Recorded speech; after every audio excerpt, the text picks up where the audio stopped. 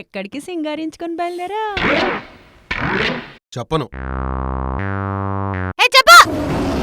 2 ఏళ్ల కింద పప్పుచారు పద్మ నీ దగ్గర నుంచి తీసుకున్న 3000 తిరిగిస్తానంది. అవే నేను తెచ్చుకుందామని వెళ్తున్నా. 4 నిమిషాల్లో వస్తాను. ఆ డబ్బులతో మా అమ్మకి చీర కొనిచ్చి నన్ను దారిలో మా అమ్మ వాళ్ళ ఇంట్లో దింపే. ఓకే? ఎందుకు చెప్పేశావురా నీ పిచ్చ? డబ్బులు బాయే, డ్రైవర్ పని మిగిలింది. కదలకు వస్తున్నా.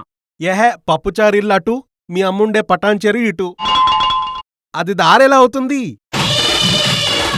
అవుతుంది.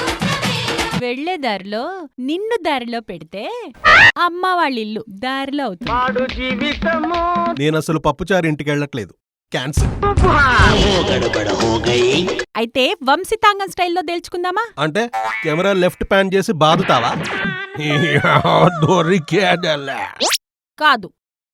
నేనడిగిన ప్రశ్నకి రైట్ రాంగ్ కాని ఆన్సర్ చెప్తే నువ్వెలా చెప్తే అలా చేస్తా. హిరణ్యకశిపుడి చావులా ఉంది.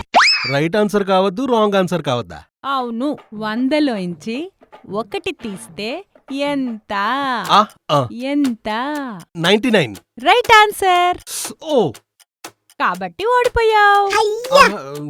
అయితే 90. Wrong answer. కాబట్టి ఓడిపోయావు.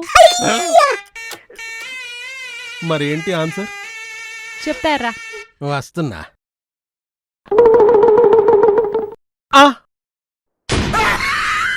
వంశీ, వంశీ.